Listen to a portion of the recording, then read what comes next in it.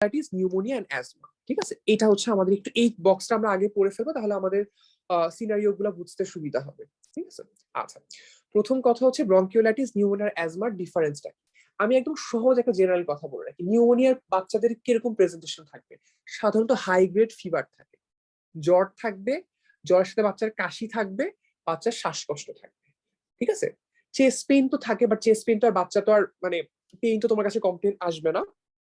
মা তোমাকে যেটা বলবে, বাচ্চার শ্বাসকষ্ট হলে শ্বাসকষ্টের কিছু সাইন থাকে, যে দেখবা যে সে মানে একটু যেরকম সে বলতে পারে যে বাচ্চা ঘন ঘন শ্বাস নিচ্ছে, বা নাকের যে মানে আমাদের যে নস্ট্রিলস গুলো আছে ওগুলো ফ্লেয়ার আপ হয়ে আছে, বলবে যে বুকের খাঁচার ভিতরের দিকে ঢুকে আছে, যেটা আমরা চেস্ট ইনড্রয়িং বলি। হ্যাঁ, বা বাচ্চার কিছু সাউন্ড করতেছে, এরকম কিছু ফিচার্স তোমাকে দিবে, যেটাতে হচ্ছে মা বুঝতে পারে যে হচ্ছে বাচ্চার মানে একটু ডিস্ট্রেস হচ্ছে, এবং তোমাকে এই কমপ্লেন গুলোই দিবে।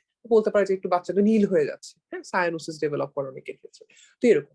তো সহজ কথা, নিউমোনিয়ার প্রেজেন্টেশন একটা শর্ট হিস্ট্রি থাকে, যে 2 দিন 3 দিন 4 দিন এরকম একটা short history of usually high grade fever থাকে। বাট নিউমোনিয়ার জন্য ফিভারটা খুব ইম্পর্টেন্ট।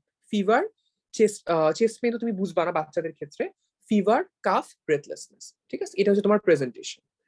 ঠিক আছে, আচ্ছা তুমি যদি এক্সামিনেশন করো নিউমোনিয়ার ক্ষেত্রে, যে ফিচার্স গুলো পাওয়া যায় সেগুলো পাবা।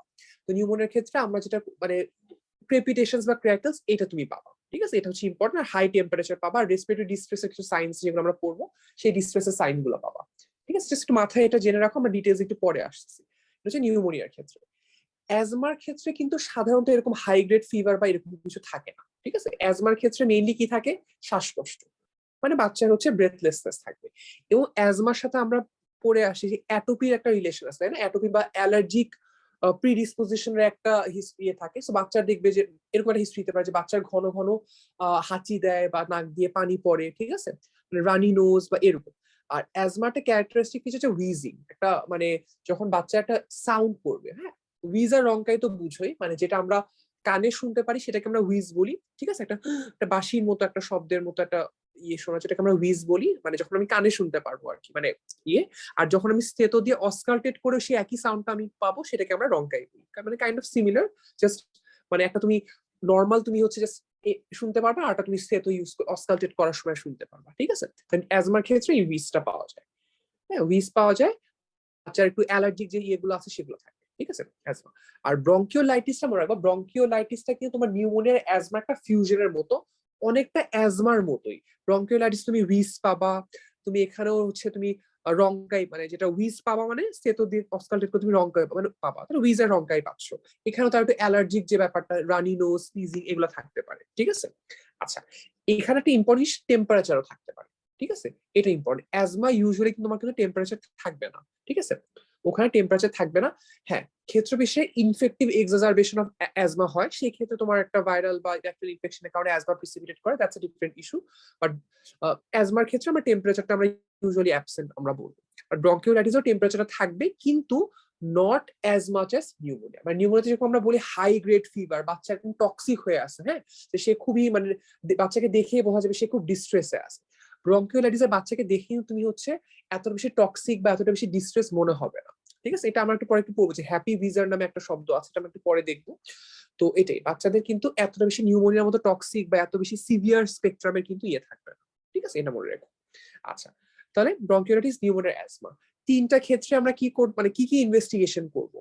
যেহেতু রেসপিরেটরি ডিজিজ, আমরা একটা চেস্ট এক্সরে তো অবশ্যই করবো, বাট তার আগে আমরা একটা ফুল ব্লাড কাউন্ট করি, তাই না? আমরা যেটা কমপ্লিট ব্লাড কাউন্ট করি। সিবিসি টার্মটা আসলে আমরাই ব্যবহার করি, বাট তুমি দেখবা যে যত মানে টেক্সট বইগুলো আছে ওরা দেখবে এফবিসি বলে, ফুল ব্লাড কাউন্ট, এই শব্দটা ওরা ব্যবহার করে থাকে সাধারণত। তো ফুল ব্লাড কাউন্ট যদি আমি করি, কোন ক্ষেত্রে আমরা কি পাবো? যেহেতু নিউমোনিয়া একটা নিউমোনিয়া কিন্তু ইটিওলজিক্যাল ফ্যাক্টর ব্যাকটেরিয়া, ব্যাকটেরিয়ার জন্য নিউমোনিয়া হয়। এই জন্য নিউমোনিয়াতে কিন্তু আমরা নিউট্রোফিলিক লিউকোসাইটোসিস পাবো। ঠিক আছে, ব্রঙ্কিওলাইটিসটা ইউজুয়ালি ভাইরাল এক্সাজারবেশন হয়। তো এখানে আমরা ওই সিবিসি তে ওরকম কোনো ফাইন্ডিংস পাবো না। Same goes for asthma. ঠিক আছে, অথবা তুমি বড় যে ইসিনোফিল কাউন্টটা একটু বেশি পেলেও পেতে পারো, বা বাট ওরকম কোনো স্পেসিফিক ইয়ে না। বাট নিউমোনিয়া তুমি সিবিসি তে নিউট্রোফিলিক লিউকোসাইটোসিস পাবো, বিকজ নিউমোনিয়াটা ব্যাকটেরিয়াল। এই জন্য নিউমোনিয়াতে আমরা অ্যান্টিবায়োটিক দিয়ে ট্রিটমেন্ট করি, বাট ব্রঙ্কিওলাইটিস আমরা অ্যান্টিবায়োটিক দেই না। ঠিক আছে, আচ্ছা এটা গেল সিবিসি। আর চেস্ট এক্সরে করলে কি কি ফাইন্ডিংস পাবো, এটা আমরা যখন ছবি দেখবো একটু পরে তখন আমরা দেখবো। ঠিক আছে, তাহলে এই বক্সটা একটু একবার দেখে রাখি আমরা, যে প্রথমে দেখো এইচ, হ্যাঁ এই বক্সটা আমরা মোটামুটি পড়লাম, আমার 3টা ডিজিট একটা ওভারভিউ হয়ে যাবে। আর তোমাকে পরীক্ষায় কিন্তু সিনারিও দেখে বুঝতে হবে, হ্যাঁ।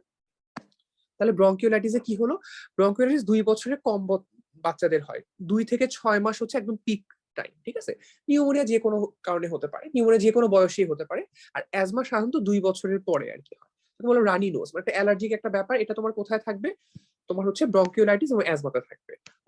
উইজ আর ক্র্যাকলস মানে উইজ আর রংকাই একসাথে আমরা দেখবো, উইজ আর রংকাই। তো উইজ যেহেতু ব্রঙ্কিওলাইটিস অ্যাজমা দুইটাতেই থাকবে, রংকাইও দুইটাতেই থাকবে, ঠিক আছে। বাট ক্র্যাকলস ক্রেপিটেশন যেটা, ক্রেপিটেশনটা থাকবে শুধু নিউমোনিয়াতে, কারণ ব্রঙ্কিওলাইটিসে ওরকম ক্রেপিটেশন তুমি পাবা না, বা পেলেও খুব হালকা পাবা, অ্যাজমাতে তুমি পাওয়ার কথাই না, ঠিক আছে। কারণ দেখো ক্রেপিটেশনটা কেন হয়, ওই যে অ্যালভিওলাতে তোমার ফ্লুইড এক্সুডেশন হয় না, অ্যালভিওলাতে কি থাকে, বাতাস থাকে, তাই তো। আর নিউমোনিয়া হয়ে অ্যালভিওলাতে ফ্লুইড জমলো, তো ফ্লুইড জমলো, ওখানে বাতাস যাচ্ছে, তো পানির মধ্যে দিয়ে বাতাস গেলে একটা সাউন্ড হয় না বুদবুদ করে। আমরা যখন প্রথম থার্ড ইয়ারে উঠি, আমাদের হচ্ছে যিনি পড়াতেন আর কি একজন ম্যাডাম, উনি আমাদের ফার্স্ট বলে যে দেখো মানে তখন তো আমরা শব্দগুলো নতুন শিখতেছি, কোনটা ক্র্যাকলস, কোনটা রংকাই, কোনটা উইস। তো ক্র্যাকলস এর শব্দ কিরকম এটা বোঝানোর জন্য উনি একটা সুন্দর একটা অ্যানালজি দিচ্ছেন, সেটা হচ্ছে তুমি সাপোজ পেপসি খাচ্ছ, হ্যাঁ একটা গ্লাসের মধ্যে তুমি কোক বা পেপসি খাচ্ছ স্ট্র দিয়ে, তো তুমি স্ট্র দিয়ে সাপোজ তুমি মানে একটু ফু দিলা পেপসির মধ্যে, তোমার ওখানে কি বাবল হবে, একটা কেমন একটা সাউন্ড হবে না, এই সাউন্ড হচ্ছে ক্র্যাকলস এর সাউন্ড। তোমার ওখানে মানে ফ্লুইড ফিল একটা জায়গার মধ্যে বাতাস যাচ্ছে, বাতাস যাওয়ার জন্য ফ্লুইডের মধ্যে একটা সাউন্ড হচ্ছে, সেই সাউন্ডটাকে আমরা বলছি ক্র্যাকলস। আরেকটা অ্যানালজি দেওয়া হয়, সেটা হচ্ছে তুমি যদি শুকনা পাতার উপর হাঁটো, একটা কেমন যে একটা শুকনা পাতার একটা কেমন জানি মরমর একটা আওয়াজ হবে না, সেই আওয়াজটাও কিন্তু ক্র্যাকলস এর সাথে মিল আছে, ঠিক আছে। তাহলে ক্র্যাকলস আমরা পাবো ইন কেস অফ নিউমোনিয়া।